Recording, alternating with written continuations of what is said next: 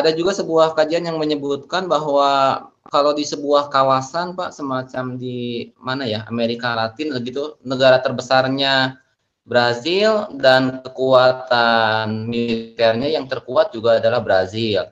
Di kawasan ini negara terbesarnya adalah ini, maka kekuatan pertahanan yang terkuatnya juga adalah negara yang terbesar itu. Apakah demikian juga dengan Indonesia, Pak? Kalau dari sisi ketahanan, sisi kemiliteran barangkali, bahwa kita negara terbesar di Asia Tenggara atau di Asia, apakah kekuatan kita juga yang paling besar, Pak?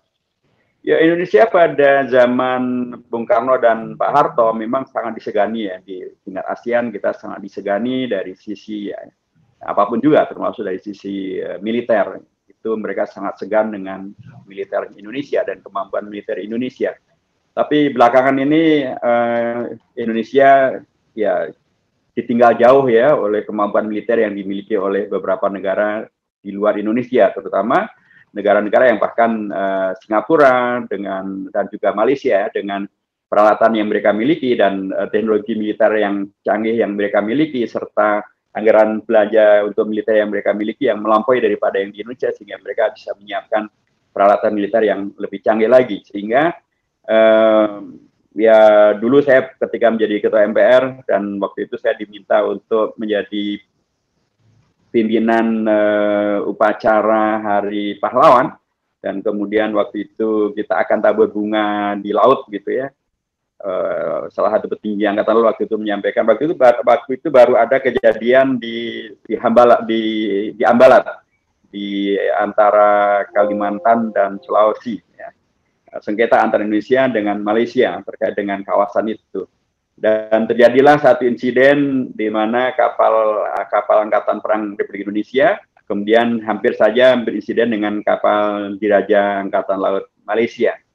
Waktu itu tinggi Angkatan Laut kita mengatakan Pak Ketua MPR saya maksudnya, untuk saja itu kapal Angkatan Laut Diraja Malaysia tidak menembakkan meriamnya ke kapal kita. Kapal kita memang tongkrongannya besar, tetapi itu tidak dilengkapi dengan senjata yang memadai. Sehingga kalau terjadi penembakan, ya barangkali kita tidak bisa membalas dengan baik. Misalnya juga kita mempunyai Sukhoi, ya, pesawat jet tempur yang dibeli dari Rusia. Tapi kan ternyata itu adalah jet tempur yang tidak dipersenjatai, karena waktu itu Indonesia tidak mampu untuk membeli jet tempur dengan persenjataan yang semestinya. Jadi dikatakan bahwa Sukhoi itu adalah pesawat sipil termahal sedunia, karena pesawatnya militer tapi tidak dipersenjatai dengan senjata-senjata militer. Jadi dia kayak pesawat sipil, tetapi harganya adalah sekelas pesawat militer. Jadi dari sisi militer Indonesia bukanlah negara yang paling kuat di Asia Tenggara ini, tetapi ya saya yakin sekalipun Indonesia tidaklah sangat kuat dari sisi militer, tapi saya yakin tidak ada negara-negara ASEAN yang akan berani melakukan konfrontasi militer dengan Indonesia, karena akan terlalu berat risikonya. Karena kalau kaitannya dengan masalah perang dan kaitannya dengan masalah pertahanan negara, itu tidak hanya diukur dengan berapa tank yang kita miliki, berapa pesawat tempur yang kita miliki, banyak kondisi-kondisi sosial, demografis dan ekonomis yang harus dihitung. Dan saya tidak berkeyakinan bahwa ada negara ASEAN manapun yang akan bikin gara-gara untuk perang dengan Indonesia.